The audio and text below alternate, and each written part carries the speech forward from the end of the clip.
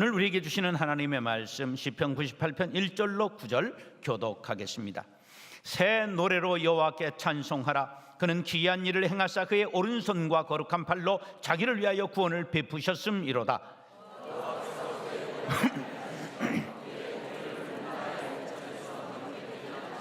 그가 이스라엘의 집에 베푸신 인자와 성실을 기억하셨으므로 땅끝까지 이르는 모든 것이 우리 하나님의 구원을 보았도다.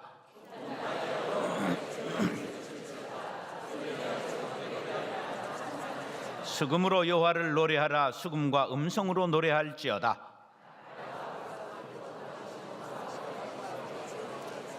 바다와 거기 충만한 것과 세계와 그 중에 거하는 자는 다 외칠지어다.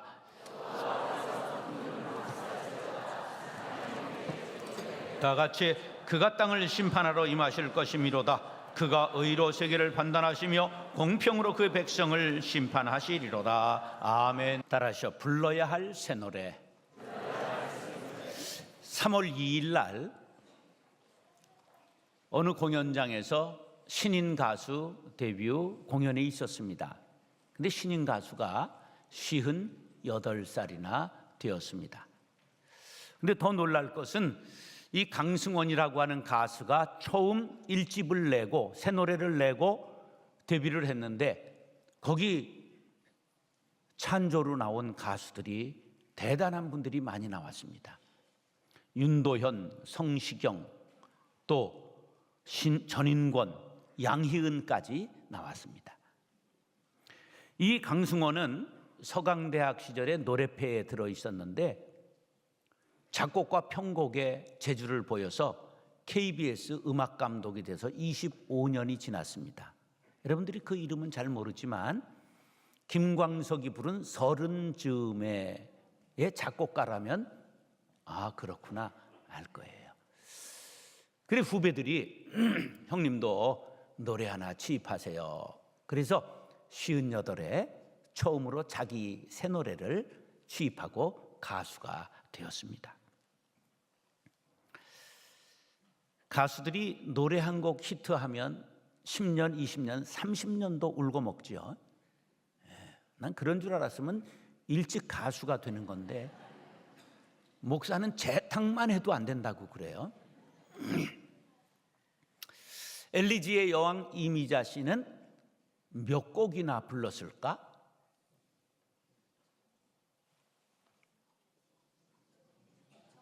2,000곡을 불렀어요. 2,000곡, 세 곡을. 수십 년 동안 몇 곡 없이 톱스타를 해먹은 영남이 형님도 있습니다. 노래를 잘하기 때문이죠. 오늘 시인은 1절에 새 노래로 여호와께 찬송하라고 말씀하고 있습니다.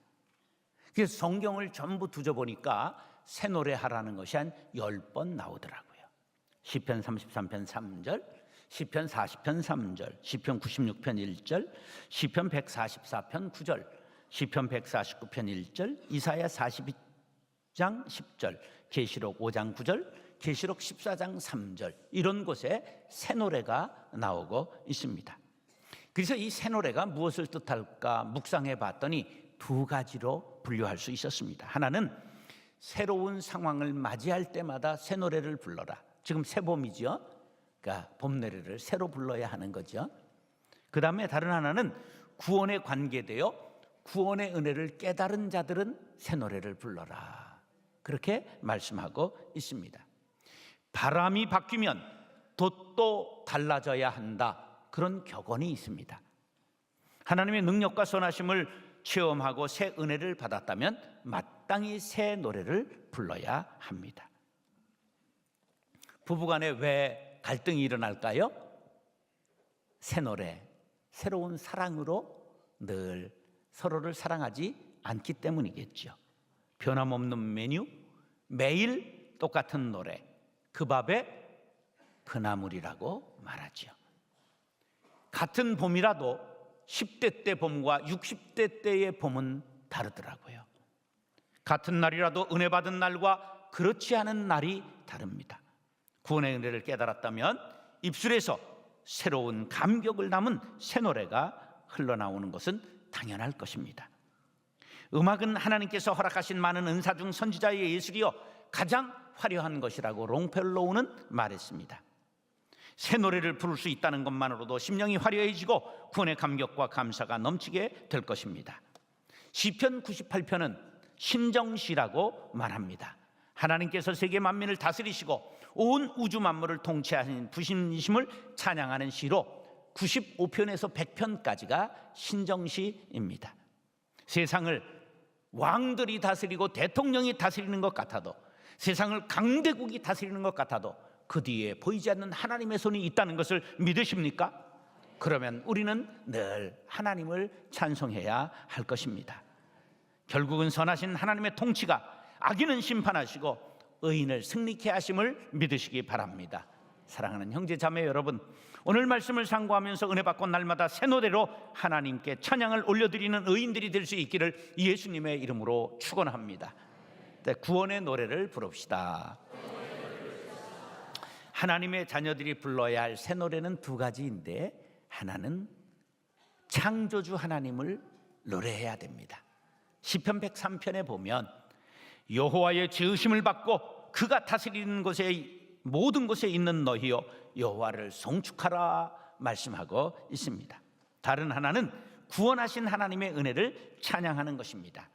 출애굽기 15장에 보면 애굽을 탈출한 후에 모세가 새 노래를 부르고 미리암이 새 노래를 부른 후에 기회가 있을 때마다 애굽에서 종살이했던 그때를 생각하며 너희를 구원하신 하나님께 감사하며 찬송하라고 이렇게 말씀합니다. 여호와는 나의 힘이요 노래시며 나의 구원이시로다. 그는 나의 하나님이시니 내가 그를 찬송할 것이요. 그리고 신약에 와서 예수 그리스도를 유월절 어린 양으로 보내주셔서 우리를 구원해 주신 하나님의 은혜를 찬양하라고, 계시록 7장 10절에 보면 구원하심이 보좌에 앉으신 우리 하나님과 어린 양에게 있도다, 이렇게 찬송하고 있습니다. 구원의 노래는 한 번 부르고 말 노래가 아니라 날마다 불러야 합니다. 날마다 새로운 감사와 감격을 가지고 불러야 한다는 말입니다. 구원의 감격은 과거 시제로 끝낼 수 있는 것이 아니기 때문입니다. 나 십자가 대할 때에 그 일이 고마워 내 얼굴 감히 못 들고 눈물 흘리도다. 늘 울어도 눈물로써 못 갚을 줄 알아 몸 밖에 드릴 것 없어 이 몸 바칩니다. 십자가를 대할 때마다 구원의 감격이 복받쳐서 늘 눈물이 나는다는 찬송가 가사처럼 구원의 은혜는 과거사가 아니고 이례적 사건이 아니라 날마다 불러야 할 새 노래임을 믿으시기 바랍니다. 1절로 3절 시작. 새 노래로 여호와께 찬송하라. 그는 기이한 일을 행하사 그의 오른손과 거룩한 팔로 자기를 위하여 구원을 베푸셨음이로다. 여호와께서 그의 구원을 알게 하시며 그의 공의를 문나라의 목전에서 명백히 나타내셨도다. 그가 이스라엘의 집에 베푸신 인자와 성실을 기억하셨으므로 땅끝까지 이르는 모든 것이 우리 하나님의 구원을 보았도다. 아멘. 기이한 일이란 이적과 기사와 권능을 베푸셔서 이스라엘 백성을 구원해 주신 하나님의 역사를 뜻하고, 오른손이라고 하는 말은 능력의 손을 말하고, 거룩한 팔이라고 하는 건 하나님이 행하시는 모든 일은 거룩하다는 것을 뜻합니다. 그 다음에 하나님께서 자기를 위하여 구원을 베푸셨다는 말은 하나님께서 우리를 구원하심으로 영광을 받게 되셨다, 그러한 뜻입니다. 3절에 보면 이스라엘 집에 베푸신 인자와 성실이라고 하는 말씀은 사랑받을 자격이 없음에도 불구하고 약속하신 것을 반드시 지키는 한결같은 하나님의 사랑 때문에 우리를 구원해 주셨다는 뜻이요, 2절에 보면 그의 구원과 공의를 문나라의 목전에서 명백히 나타내셨다는 말씀은 이스라엘을 구원하신 하나님은 이 세상을 지배하는 모든 악인의 권세를 꺾어버리고 공의와 공평으로 다스리는 새로운 세계를 세우실 것이라는 고백입니다. 이 믿음은 장차 예수 그리스도께서 재림하셔서 악인은 징벌하시고 택하신 모든 백성을 구원하실 날에 하나님의 공의가 완성될 것이라고 하는 믿음의 고백인 것입니다. 그러므로 하나님 나라를 대망하는 성도들이요, 우리를 죄 가운데서 구원하신 하나님께서 반드시 우리를 하나님의 나라로 인도해 주시고 어떠한 처지에 있든지 우리는 구원받아 하나님의 영광을 노래하게 될 것입니다. 믿음을 잃지 마시기 바랍니다. 계시록 14장 13절에 보면 천국에서 하나님을 찬송하고 있는 이야기가 나옵니다. 시작. 네 생물과 장로들 앞에서 새 노래를 부르니 땅에서 성량함을 받은 14만 4천 백개는 이 노래를 배울 자가 없더라. 천국에서 구원받은 14만 4천 명의 성도들이 찬송을 부르고 있는데 얼마나 찬송이 아름답고 웅장한지, 많은 물소리와 같고 큰 우레소리와도 같으며 검은 고 타는 소리와도 같다고 기록되어 있습니다. 그러면 구원받은 성도의 숫자가 얼마라고요? 14만 4천 명. 신천지 2단에서 신천지 교인이 14만 4천 명이 되면 세상에 심판주로 주님께서 임하셔서 자기들 14만 4천 명만 구원하고 세상은 멸할 것이다, 그렇게 말했는데 이분들이 너무 오바해가지고 작년에 17만 명이 되었습니다. 이제 자기들 중에 3만 명 떼어낼 것이 얼마나 걱정이 되겠습니까? 여기 14만 4천이라고 하는 건 상징적인 숫자로 이스라엘 12지파의 한 지파당 12,000명이 구원받을 것이다, 14만 4천이 되는 것입니다. 이것은 문자적인 숫자가 아니라 크고 완전한 수로 하나님의 택함받은 모든 성도들을 총칭하는 상징적인 숫자입니다. 사랑하는 형제 자매 여러분, 구원받은 성도들이 이 땅에서 불러야 할 새 노래는 구원의 노래입니다. 구원받은 성도들이 천국에서 불러야 할 노래도 새 노래임을 믿으시기 바랍니다. 구원의 노래는 죄인을 불러 의롭게 하시고 죽은 생명을 살려주신 은혜에 대한 감사의 노래입니다. 과거의 감사가 아니라 오늘의 감사와 감격을 가지고 날마다 새 노래를 불러 하나님 앞에 영광 돌릴 수 있게 되기를 예수님의 이름으로 축원합니다. 다시 사랑의 노래를 부릅시다. 세상의 모든 노래를 주제별로 분류하면 어떤 종류의 노래가 가장 많을까요? 네, 어떻게 그렇게 아세요, 그런 걸? 그럼 두 번째는 무슨 노래가 많을까요? 이별의 노래. 근데 이별이라는 건 사랑의 다른 이름입니다. 그러므로 대부분의 노래가 사랑과 이별, 이런 것에 대한 주제를 가지고 있지요.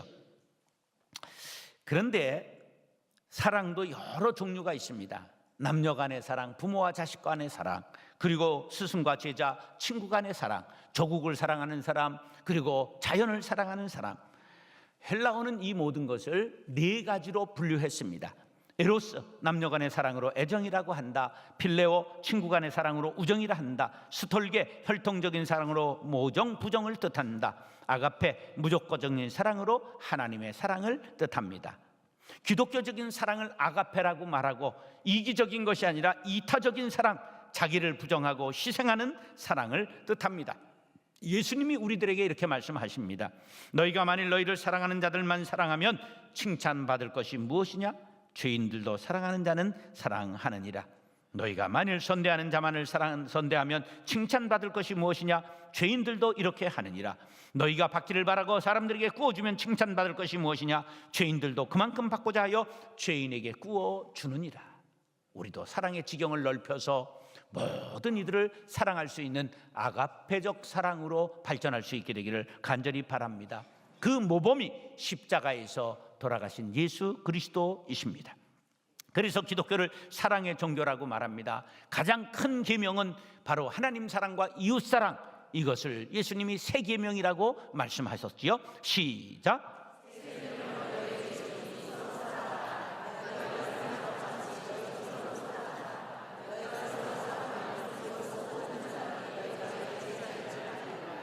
믿음과 소망보다도 위에 있는 것이 사랑이라고, 그런즉 믿음은 소망, 사랑, 이 세 가지는 항상 있을 것인데 그 중에 제일은 사랑이라고 사도 바울은 말씀했습니다. 사랑은 크게 세 가지로 구분할 수 있습니다. 첫째는 하나님께서 인간을 사랑하신 인간에 대한 하나님의 사랑, 두 번째는 하나님에 대해서 인간이 바치는 사랑, 세 번째는 인간과 인간의 사랑이라고 말할 수 있습니다. 인간에 대한 하나님의 사랑이 사랑의 근원입니다. 그리고 두 번째, 세 번째 하나님에 대한 인간의 사랑, 인간과 인간의 사랑은 그 하나님의 사랑에 대한 반응이라고 말할 수 있습니다. 이웃 사랑에는 원수 사랑까지 포함됩니다.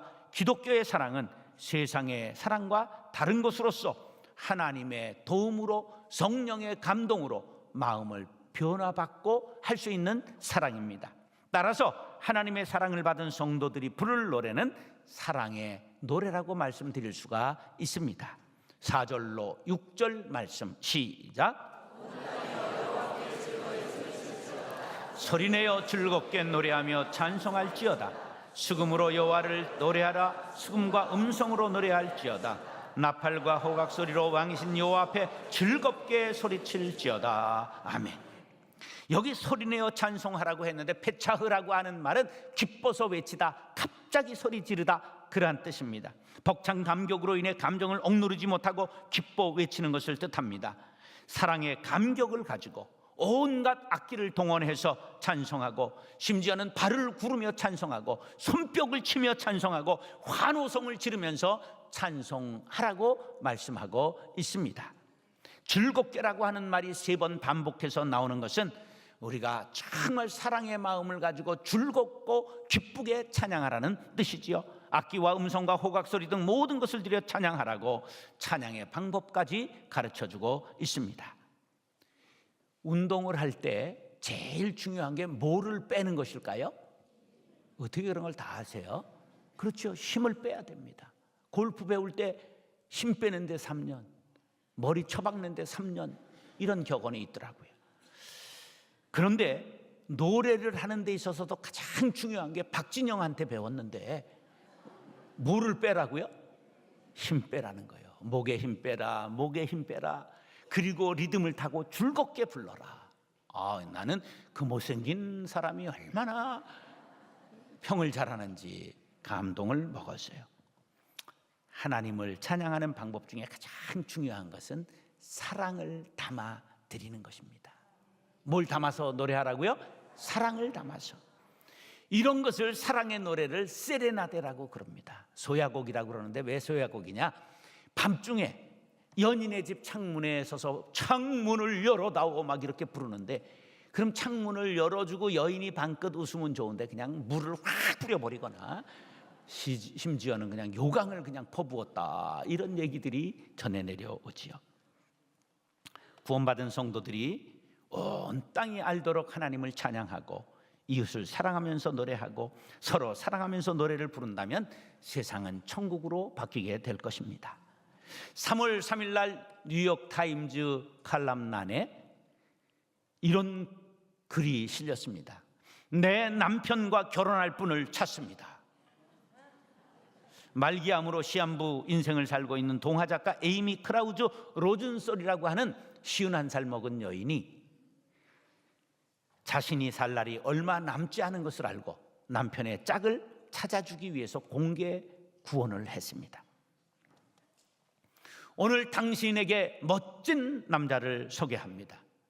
퇴근길에 장을 보고 저녁을 만들어주는 로맨티스트이자 집안 곳곳을 손보고 고치는 만능 제주꾼으로 26년 동안 행복하게 살았다. 내가 원하는 선물은 남편과 어울릴만한 적임자가 이 글을 읽고 남편을 만나 새로운 사랑을 시작하는 것입니다. 감동적인 글을 썼어요. 여러분들이라면 어떻게 말씀하시겠어요? 나는 저 왼수가 다른 여자 만나는 꼴을 볼 수가 없어서 더 오래 살아야 되겠다. 대부분 그렇게 말하지요. 이 여인은 이 글을 쓰고 열흘 만에 천국으로 갔습니다. 고린도전서 13장 4절로 7절에 노란 글씨만 시작. 사랑은 뭘 구하지 않는다고요? 그러므로 사랑은 상대방의 유익을 구하는 것입니다. 사랑하는 형제 자매 여러분, 하나님의 은혜를 감사하며 사랑의 노래를 부르고 세상에서도 늘 사랑의 새 노래를 부를 수 있게 되기를 예수님의 이름으로 축원합니다. 다시 선교의 노래를 부릅시다. 선교의 노래는 죄로 인해 죽었던 죄인을 다시 살려주시고 의인으로 여기시고 자녀 삼아주신 하나님의 은혜에 감사하며 구원의 노래와 사랑의 노래를 부른 성도들이 불러야 할 마지막 노래입니다. 그러니까 선교의 노래는 구원에 대한 응답이요 사랑에 대한 보답으로 부르는 사명자들이 부르는 노래인 것입니다. 이 사명의 노래, 선교의 노래를 최초로 부른 사람은 사도 바울입니다. 사도 바울의 본래 이름은 사울인데 아버지가 베냐민 지파에서 유일하게 왕을 지낸 사울 왕처럼 크게 되라고 그 이름을, 큰 자라는 뜻을 가진 사울의 이름을 붙여 주었습니다. 정통 유대인이요 바리새인으로 예수를 따르는 사람들을 이단이라고 생각했고 그들을 박해하는 데 앞장섰습니다. 기독교 최초 순교자 스데반을 죽이는 현장에 참여하여 그를 죽여도 좋다는 증인으로 참석했습니다. 이어 해외로 도망치는 기독교인들이 다메스커스에 모여들었다는 정보를 가지고 그들을 체포하러 가던 중에 다메섹이 내려다 보이는 언덕에서 갑자기 하늘로부터 강한 빛이 임하여 그가 쓰러져 버리고 말았습니다. 앞을 볼 수 없어 엎드려 있는 그에게 하늘로부터 음성이 들렸습니다. 사울아, 사울아, 가시체를 뒷발질하기가 내게 고생이니라. 주님, 누구십니까? 나는 내가 박해하는 예수라. 죽은 줄만 알았던 예수, 예수쟁이들이 거짓말하는 줄 알았던 예수가 부활한 것을 그는 만나게 된 것입니다. 이때로부터 그는 박해자에서 선교의 노래를 부르는 인생으로 180도 인생 전환을 하게 되었습니다. 그는 자신이 이방인의 사도로 부름받았다고 확신하고 최초로 선교사로 안디옥 교회에서 파송받아 소아시아와 그리스와 로마에 이르기까지 복음을 전하다가 AD 64년 순교의 십자가를 졌습니다. 그가 전한 복음이 로마에서 유럽으로, 유럽에서 영국으로, 영국에서 미국으로, 미국에서 우리나라에 1884년 전하여지게 된 것입니다. 7절로 9절 말씀 시작.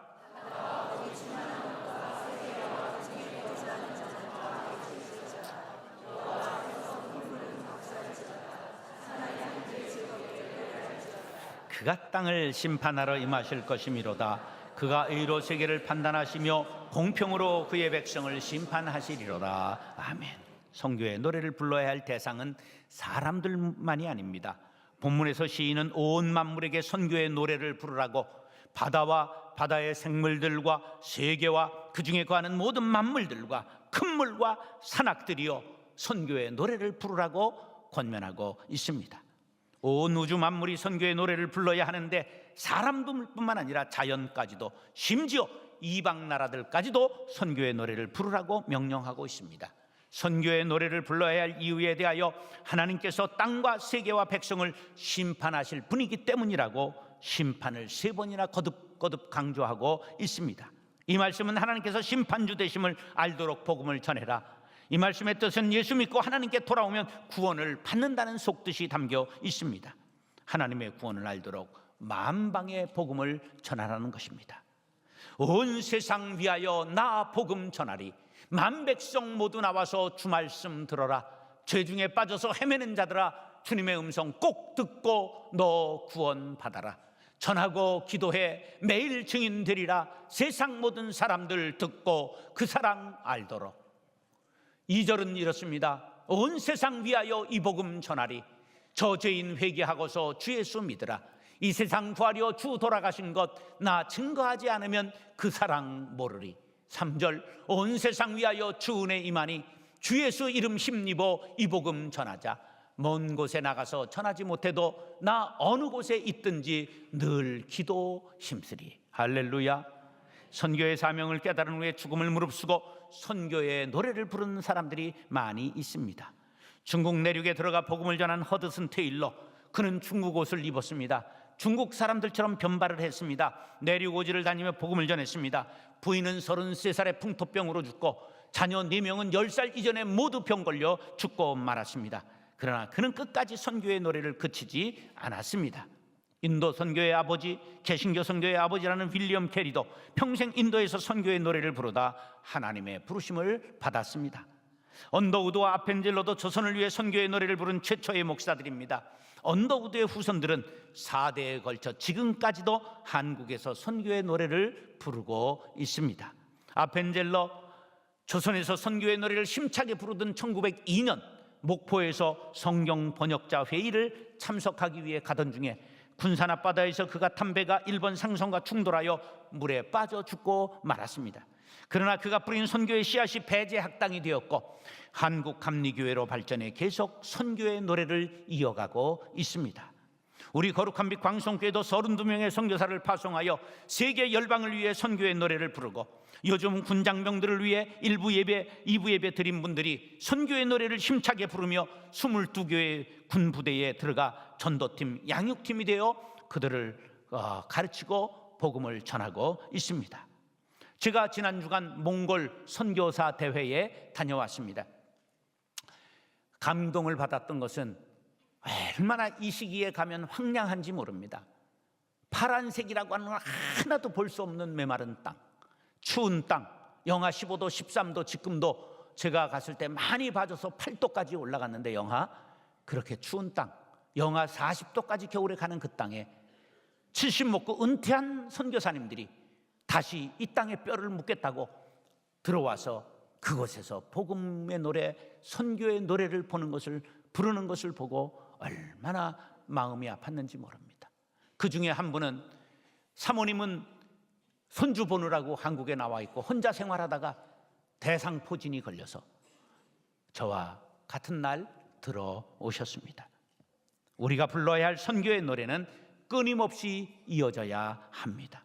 더 힘차게, 더 우렁차게, 더 많은 성도들이 참여하여 불러야 할 것입니다.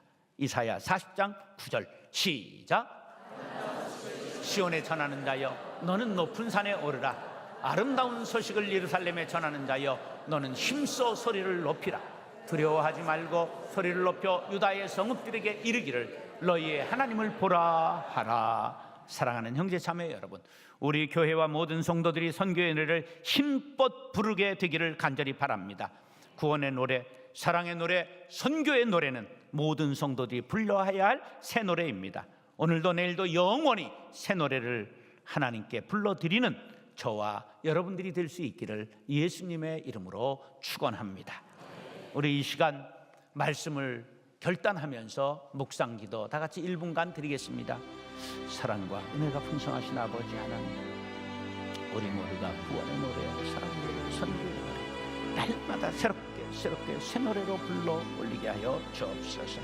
아버지 하나님, 구원의 감격이 오늘도 내일도 계속되기를 새롭게 하여 주옵소서. 주님에 대한 사랑이 끊이지 않고 샘솟게 하여 주옵소서. 이것이 이웃사랑으로까지 번져가게 도와 주옵소서. 받은 사랑을 나누리라. 심판받는 사람 없도록 구원의 노래를 외치리라. 선교의 노래로 다시 한번 새 노래를 부르는 저희를 낼 수 있도록 은혜를 베풀어 주옵소서. 예수님의 이름으로 간절히 기도드립니다. 아멘. 사랑과 은혜가 풍성하신 아버지 하나님, 구원의 노래, 사랑의 노래, 선교의 노래를 오늘도 새롭게 부르는 모든 성도들이 되게 하여 주옵소서. 예수님의 이름으로 축복하며 기도드리옵나이다. 아멘.